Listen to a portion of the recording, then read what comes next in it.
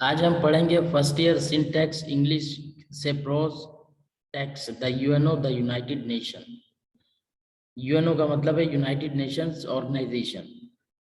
ये दुनिया का सबसे बड़ा इदारा है और सारी दुनिया के लोग इंटरनेशनली अपने अपने मुल्क को रिप्रेजेंट करते हैं। तो इसे हम पढ़ेंगे शॉर्ट समराइज फॉर्म में। Second world war had brought a lot of misery for the human race. दूसरी जंग अजीम बहुत ज़्यादा खस्ता हालत लाई थी, आप ये कह लें तमाम ह्यूमन रेस के लिए। बहुत बड़ी तबाही हुई थी सेकेंड वर्ल्ड वॉर के बाद, और इंसान जो थे गुर्बत, जहालत, लाकानूनियत, ये तमाम चीज़ों को फेस कर रहे थे दूसरी जंग अजीम के बाद। The casualties ran into millions, और जो कैजुअलिटीज थी, जो हादसे थे, वाकयात हुए, जो बम धमाके हुए, जो हमले हुए मुल्कों पर, एटम बम दागे गए हिरोशिमा नागासाकी पे, यूरोप पूरा तबाह बर्बाद हो गया। तो लाखों की तादाद में लोग जो थे उनको कैजुअलिटीज का सामना करना पड़ा। मिलियंस लॉस देयर प्रॉपर्टीज, तो लाखों की तादाद में लोगों ने अपनी प्रॉपर्टीज खो दी, दाया हुई उनकी properties. There was poverty, hunger and disease in every part of the world, और दुनिया के हर हिस्से में गुर्बत थी और बीमारियां थी। Every part of the world people wanted peace, लोग अमन चाहते थे। They wanted that world must become one in every respect, कि लोगों को वो ये चाहते थे कि वन हो जाए, लोग यूनाइटेड हो जाए हर लिहाज से। As the result of this wish, the great and small nations of the world came closer in April 1945 and formed a world body named United Nations. तो उसके नतीजे में सारी दुनिया के लोग जो थे मुख्तलिफ small part of the world आए, और 1945 जब second world war came to an end, और उन्होंने एक यूनाइटेड नेशंस को फॉर्म किया दुनिया के अंदर। The UN acts as peace maker, और यूएन का मतलब क्या है कि वो दुनिया में अमन के तौर पे काम करते हैं, अमन के ऑर्गेनाइजेशन के तौर पर। वो नहीं चाहते कि दुनिया में कोई दूसरी जंग हो, डिस्प्यूट्स हो, लड़ाइयाँ हों, बल्कि बातचीत के जरिए मसले का हल दरियाफ्त करें। It has succeeded only in certain cases but that is not cause of the despair. कुछ केसेस में इन्होंने कामयाबी हासिल की, कुछ में नहीं की। तो इसका मतलब ये मायूस होने की बात नहीं है, बल्कि कोई इदारा तो ऐसा है कि जो जंगों के खिलाफ है। UN is more successful in social and economic field, social और इकोनॉमिक फील्ड में काफ़ी कामयाब हुआ UN. It is helping the under developed Nations in their development projects and is trying to raise the standard of living of their people. जो मुल्क under develop हैं उनके लिए ये काम कर रहे हैं कि वहाँ पे स्टैंडर्ड ऑफ लिविंग बेहतर हो, एजुकेशन का रेट बढ़े, वहाँ पर तालीम और हेल्थ केयर के हवाले से इम्प्रूवमेंट आए उन मुल्कों में। On the UN platform, men and women of different parts of the world get together, discuss their problems with experts. लोग यूनाइटेड नेशन के प्लेटफॉर्म पे जो है different parts of the world आते हैं, बैठते हैं, सिट टुगेदर अपने अपने एक्सपर्ट्स के साथ में, and they make improvement in their own countries, और अपनी अपनी कंट्रीज के इम्प्रूवमेंट के लिए काम करते हैं, तजवीज़ देते हैं, प्रपोजल्स देते हैं। Every year one on October 24 UN day is celebrated. हर साल अक्टूबर 24 को यूएन डे सेलिब्रेट किया जाता है all over the world. On that day, people make pledge to work for the cause of international peace and brotherhood.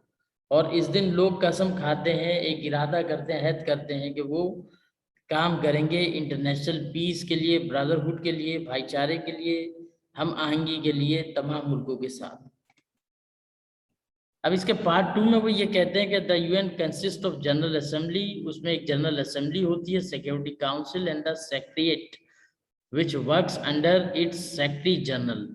तो ये सब उसके अंडर सेक्रेटरी जनरल के काम करते हैं। The general assembly is the chief organ of UN. जो general assembly है वो चीफ ऑर्गन है यूनाइटेड नेशन ऑर्गेनाइजेशन का, and is made up of all the member countries. Each nation can send 5 representatives, और हर नेशन जो है वो अपने 5 रिप्रेजेंटेटिव भेज सकती है अपने मुल्क से, बट हैज़ ओनली 1 वोट, लेकिन उनका एक वोट होता है। At each sitting it elects it's president, और हर उसकी सिटिंग में उसका इलेक्ट करते हैं उसका president. The security council has 15 members, 5 of whom, namely China, France, UK, Russia and USA, are permanent members, while other 10, 3 each year, are elected by General Assembly for 2-year terms. Basically 15 members होते हैं उसके, और जो 5 members हैं, जैसे मैंने आपको बताया यूके, यूएसए और बर्तानिया है, ब्रिटेन है, ये सब जो है परमानेंट है। बाकी के जो 10 है वो परमानेंट नहीं है। Secretary general is the chief executive officer of the UN. जो सेक्रेटरी जनरल है वो चीफ एग्जीक्यूटिव ऑफिसर होते हैं जनरल असेंबली के। The general assembly elects him for 5 years terms with the approve of Security Council. तो general assembly उनको select करती है या इलेक्ट करती है 5 years के लिए सिक्योरिटी काउंसिल के जरिए, जो अप्रूव होती है। There is a staff of 3,500 persons working under him, और उसके अंडर में 3,500 लोग उसके अंडर में काम कर रहे होते हैं जनरल सेक्रेटरी के। The secretariat has much work to do. They have to manage meetings. Secretariat के काफ़ी काम होते हैं, उनको मीटिंग्स करनी पड़ती है, मैनेज करनी पड़ती है। Keep the record of sayings and doings, और जो भी सेइंग और डूइंग रिकॉर्ड होता है उसे मेंटेन करना होता है।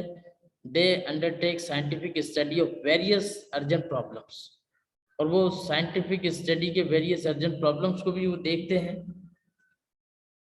पार्ट 3 में है कि the UN has several specialised agencies, some of which are independent, some important agencies of UN are as under. तो उसकी कई स्पेशलाइज एजेंसीज हैं जो इंडिपेंडेंट भी काम कर रही हैं और कुछ उसके अंडर में काम करती हैं। जैसे एग्जांपल में आप देख सकते हैं, the international bank lends money to member nations for development projects. तो जो वर्ल्ड बैंक है वो मेंबर नेशन कंट्रीज को जो है लोन देता है, और ताकि वो अपने मुख्तलिफ प्रोजेक्ट शुरू कर सकें, हेल्थ केयर के हवाले से, एजुकेशन के हवाले से, रोड्स के हवाले से, कंस्ट्रक्शन के हवाले से। यूनिसेफ है, यूनिसेफ और the children's funds specialise in the relief work for children. उसके बाद है WHO। WHO का मतलब है world health organisation. Helps member countries in health problem. It helps to educate various diseases. तो बीमारियों से रिलेटेड, वेरियस डिजीजेस से रिलेटेड ये काम करते हैं, मुख्तलिफ कंट्रीज की हेल्प करते हैं, मदद करते हैं, मेडिसिन के हवाले से, डॉक्टर्स के हवाले से, मेडिकल पैरामेडिकल को ट्रेन करते हैं ये मुख्तलिफ कंट्रीज में जाके। फिर है FAO, food agricultural organisation, agriculture organisation, advise member countries on agriculture problems, यानी एग्रीकल्चर की प्रॉब्लम, फूड से रिलेटेड। हंगर एक बड़ा मसला है, प्रॉब्लम है दुनिया में, गुर्बत भी और हंगर भी है, भूख भी है। तो एग्रीकल्चर की जो जितनी भी प्रॉब्लम है ज़राअत से रिलेटेड, ये उसके ऊपर काम करते हैं। फिर है UNESCO, United Nation education science and culture organisation, आप इसको कह सकते हैं। Tries to advance human wellbeing through education, यानी तालीम के जरिए ह्यूमन वेलबींग के लिए ये काम करते हैं, science and culture. It does this work by teaching experts from member nations to go about the job. अब जाहिर है इतना बड़ा इदारा है और दुनिया बहुत बड़ी है, तो सारी दुनिया के लोगों को तो ये पढ़ा नहीं सकते। तो मुख्तलिफ कंट्रीज में जाके वहाँ के टीचर्स को दे ट्रेन द ट्रेनर्स को ये ट्रेन करते हैं, एजुकेट करते हैं मॉडर्न साइंस और टेक्नोलॉजी और न्यू इक्विपमेंट के जरिए किस तरह स्टूडेंट्स को पढ़ाया जाए, क्या एजुकेशन में चेंज आते हैं, बेहतरी किस तरह से लाई जा सकती है। तो इनका काम होता है ट्रेन करना, ट्रेन द ट्रेनर्स। तो ये था हमारा टेक्स्ट यूएनओ के हवाले से। Thank you for watching.